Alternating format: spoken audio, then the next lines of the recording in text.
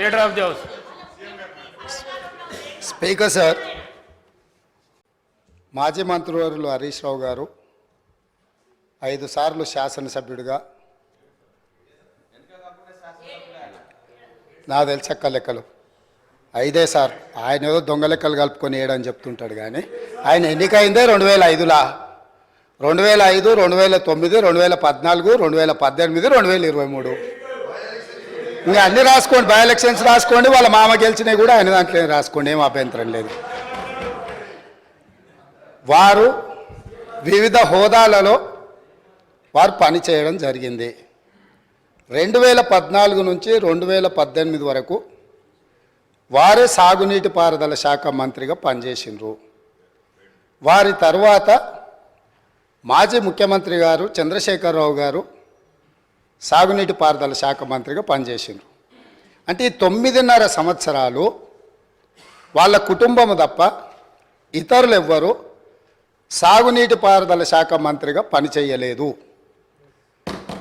వారు ఆర్థిక మంత్రి తర్వాత ఈ రాష్ట్రం మీద ఉన్న అప్పులు కానీ, వివిధ కార్పొరేషన్ల పేరు మీద చేసిన అప్పులు కానీ సంపూర్ణంగా వారి దగ్గర సమాచారం ఉంటుంది. ఎందుకంటే ప్రతిరోజు రిజర్వ్ బ్యాంకు వాళ్ళ దగ్గర ఉన్న నిల్వలన్నీ మన అవసరమైన అనే రిపోర్ట్ ఫైనాన్స్ సెక్రటరీ గారికి ఇస్తారు.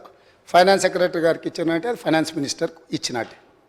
ఇప్పుడు నేను వారు పదే ఎన్నికల సందర్భంలో కాళేశ్వరం ప్రాజెక్టు అంచనాలే 80,000 కోట్లు, 1,00,000 కోట్ల అవినీతి జరిగిందని ఎట్లా అంటారు? వీళ్ళు లీడర్లు కాదు, వీళ్ళు రీడర్లు, రాసిచ్చింది మాత్రమే చదువుతారని చెప్పి ప్రజల్ని మభ్యపెట్టడానికి శాయశక్తుల్లో వాళ్ళ కుటుంబం అంతా ప్రయత్నం చేసిండ్రు. సరే, మేమేం చెప్పినాం, వాళ్ళు ఏం చెప్పినారు, ప్రజల అనేది పక్కన పెడితే వాస్తవాలు అనేటివి కొన్ని ఉంటాయి. ఆర్థిక శాఖ ఉన్నది. ఈరోజు ఆర్థిక శాఖకు మొన్నటి వరకు పనిచేసిన మంత్రి గారు పేజీ నెంబర్ 21 వారు చూసుకోవాలి తమరి ద్వారా, మిగతా సభ్యులు కూడా. ఇప్పుడు ప్రభుత్వం ఇచ్చిన నివేదిక ఏదైతే ఉందో పేజీ నెంబర్ 21లో ప్రభుత్వ హామీతో ఎస్పీవీల ద్వారా సేకరించబడి ప్రభుత్వమే చెల్లింపులు చేయబడతాయి అని చెప్పిన దాంట్లో మొట్టమొదటి Kaleshwaram irrigation project corporation limited sanctioned loan 97,000 కోట్ల 449 97,449 కోట్ల రూపాయలు రుణం మంజూరైంది. ఇందులో లోను విడుదలయ్యింది 79,287 కోట్ల రూపాయలు. నేనిప్పుడు తమరి ద్వారా ఆర్థిక మంత్రి గారిని సూటిగా ప్రశ్నించదలుచుకున్నా. మాజీ వాళ్ళు అనుకోవాలి, ఆ భ్రమలలోనే ఉంటే బయటికి పోతారు. అయితే ఈరోజు అధికారిక లెక్కలు ఇవి కార్పొరేషన్ ద్వారా లోన్లు చేయబడిన అప్పు 97,449 కోట్లు. ఇవి కాకుండా కాళేశ్వరం ప్రాజెక్టుకు రాష్ట్ర ప్రభుత్వం ఖర్చు పెట్టింది. వాటి వివరాలను కూడా తీసుకొని మేము ఇస్తాము. ఈరోజు వారు సభను మళ్ళీ మీ ముందు తప్పుదో పట్టిస్తున్నారు. కాబట్టి సభలో సంపూర్ణమైన సమాచారంతో, అనుభవంతో ఆ సభ్యులు మాట్లాడితే మాకు ఎలాంటి అభ్యంతరం లేదు. కానీ ఈ సభ ద్వారా తెలంగాణ రాష్ట్ర ప్రజలని తప్పుదోవ పట్టించి కాళేశ్వరం అద్భుతం అని చెప్పుకునే ప్రయత్నం ఏదైతే చేస్తుండ్రో, ఈ సభ ఇచ్చిన అవకాశాన్ని దుర్వినియోగం చేయడం అనేది ఇది దుర్మార్గమైన చర్య. కాళేశ్వరం ప్రాజెక్టు పూర్తి అంచనాలు నేను ఆర్థిక శాఖకు ఆదేశాలు ఇచ్చిన. రేపు మా సాగునీటి పారుదల శాఖ మంత్రి గారు మాట్లాడేటప్పుడు టోటల్గా వేసిన అంచనా ఎంత, అందులో కార్పొరేషన్ పేరు మీద మంజూరైన లోన్లు ఎంత, మంజూరైన లోన్ల నుంచి ఇప్పటి వరకు వినియోగించుకున్న నిధులన్నీ, అదేవిధంగా రాష్ట్ర ప్రభుత్వం తన బడ్జెట్ నుంచి ఖర్చు పెట్టిన నిధులన్నీ, వీటన్నిటిని వివరాలను మళ్ళీ అక్కడ చెప్తాం. కాబట్టి ఇప్పుడు నేనేం చెప్పదలుచుకున్నా అంటే, వారు మాట్లాడుతున్నది లోపభూయిష్టమైన అబద్ధము. కాళేశ్వరం ప్రాజెక్టు యొక్క అంచనాలు 80,000 కోట్లు కాదు, లోన్లే 97,449 కోట్ల రూపాయలు ఆల్రెడీ లోన్లు మంజూరు తెచ్చుకున్నారు. రాష్ట్ర ప్రభుత్వం ఖర్చు పెట్టింది. మొత్తానికి వీళ్ళు వేసి అంచనా లెక్కలేస్తే అది ఎక్కడికో వెళ్తుంది. అదొకటి అధ్యక్ష. రెండవది, ఇంతకుముందు మంత్రులు జూపల్లి కృష్ణారావు గారు మాట్లాడబోతుంటే పాపం వారిని దబాయించే ప్రయత్నం చేస్తున్నారు. నేను 2 విషయాలు ఇక్కడ చెప్పదలుచుకున్నా. ఆర్థిక మంత్రి గారే కాళేశ్వరం మీద పెట్టిన నివేదికలో, రాష్ట్ర ప్రభుత్వం ఇచ్చిన నివేదికలో వీళ్ళు చెప్పింది కాళేశ్వరం ప్రాజెక్టు కట్టడం ద్వారా ఆ నీళ్లు రైతులకు అమ్ముతాము, ఆ నీళ్లు ఇండస్ట్రీస్కి అమ్ముకుంటాము, ఇట్లా ఈ ప్రాజెక్టు ద్వారా నీళ్ళన్నీ పైసలకే అమ్ముతాం, ఉచితంగా ఎవరికి ఇయ్యము, వ్యవసాయంతో సహా. ఏం చూపించిండ్రు? ఒక్క సంవత్సరానికి ఆదాయం 5,199 కోట్ల రూపాయల ఆదాయం వస్తుంది.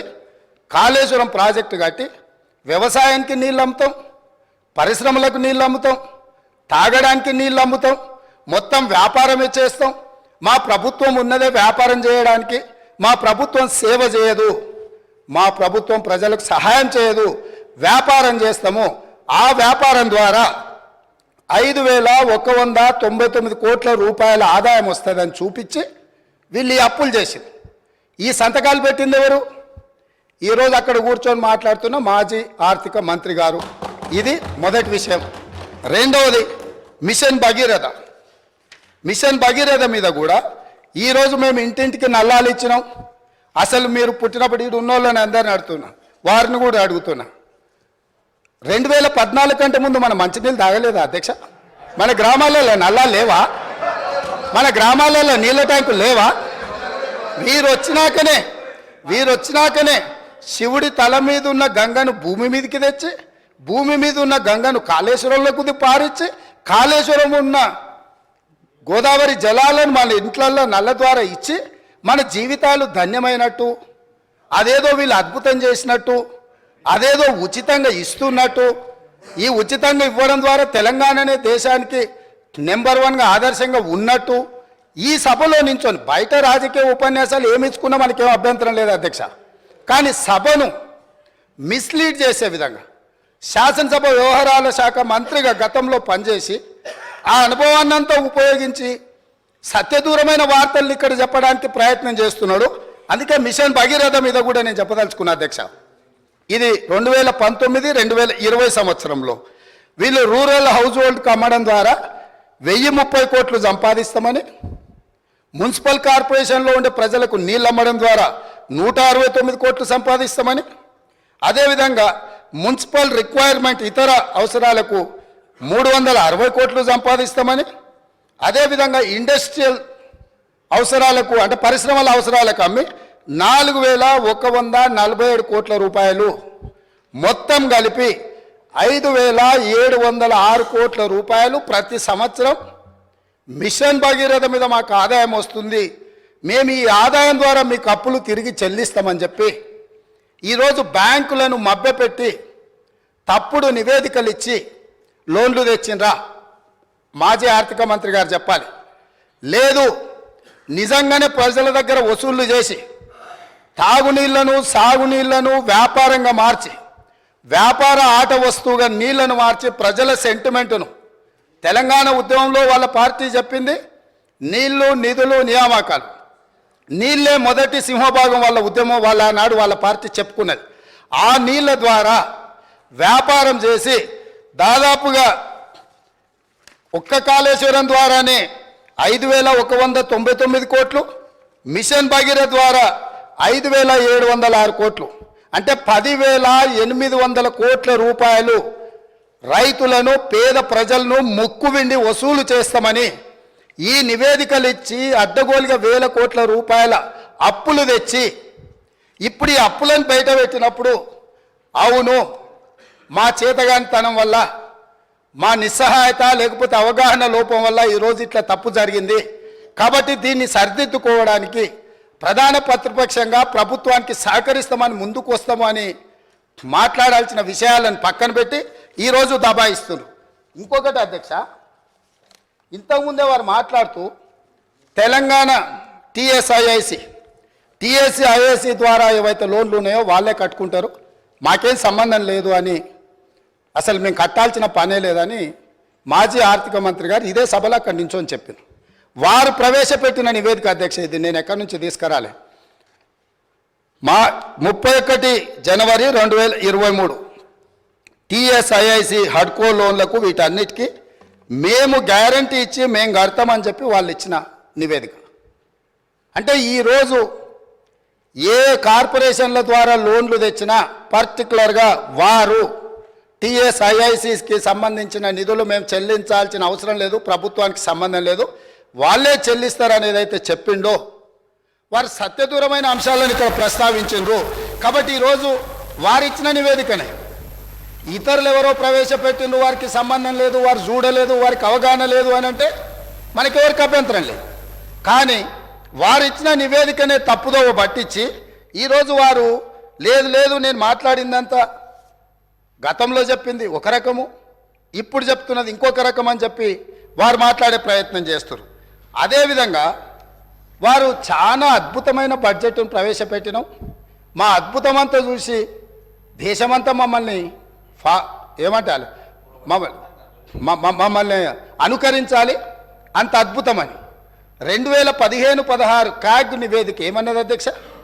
వారి దగ్గర వారు ఆర్థిక మంత్రిగా పనిచేసిన వారి దగ్గర వివరాలు లేవా? దాంట్లో ఏం చెప్పిండ్రు? వీళ్ళు క్యాగ్ నివేదిక ప్రకారం ఆఫ్ బడ్జెట్ అంటే బడ్జెట్లో రాని అప్పులను తీసుకొచ్చి ఆదాయంగా చూపించి మొత్తం బ్యాంకులను ప్రభుత్వ వ్యవస్థలను తప్పుబట్టిండ్రు అని చెప్పి కాగ్ నివేదిక స్పష్టంగా ఈ రాష్ట్ర ప్రభుత్వాన్ని తప్పుబట్టింది. ఈ ప్రభుత్వం ఉద్దేశపూర్వకంగా ఆర్థిక సంస్థలన్నిటిని కూడా తప్పుదోవ పట్టించి అత్యధిక వడ్డీతో రుణాలు తీసుకొచ్చి ఈ రాష్ట్రాన్ని అప్పుల కూపంగా తయారు చేసిందని కాగ్ నివేదిక 2015-16లో ఇచ్చిన లేఖ అధ్యక్ష ఇది. అదేవిధంగా బడ్జెట్ తయారీలోనే లోపాలు ఉన్నాయని 2018-19లో అసలు మీరు తయారు చేస్తున్న బడ్జెట్లోనే లోపభూయిష్టంగా ఉన్నది, మీ విధానాన్ని మార్చుకోండి, మీ విధానాన్ని మార్చుకోవడం ద్వారా రాష్ట్రానికి మేలు జరుగుతుందని చెప్పి స్పష్టంగా కాగు మొట్టకాయలు వేసింది ఆనాటి ప్రభుత్వాన్ని. ఇన్ని రకాల వాస్తవాలు ఉన్నా వారికి ఉన్న అనుభవాన్ని అంతా కూడా వినియోగించి అబద్ధాలు చెప్పి ఈ సభను ఈ రాష్ట్ర ప్రజల్ని తప్పుదోవ పట్టించాలనే ప్రయత్నం చేస్తుండ్రో ఇది శాసనసభ వ్యవహారాలు నిర్వహించే మా శ్రీధర్ బాబు గారికి సూచన చేస్తున్నా. సభను తప్పుదోవ పట్టించే విధంగా సభ్యులు ఎవరైనా మాట్లాడితే ఆధారాలు లేని వివరాలను అన్నిటిగా ఆధారాలుగా ఉన్నట్టుగా చిత్రీకరించి సభలో తప్పుడు సమాచారాన్ని ఒకవేళ ప్రవేశపెడితే శాసనసభ వ్యవహారాలలో ఏ రకమైన చర్యలు తీసుకోవాలనో వాటిని ఒక్కసారి పరిశీలించాల్సిందిగా తమరి ద్వారా వారికి నేను విజ్ఞప్తి చేస్తున్నా అధ్యక్ష.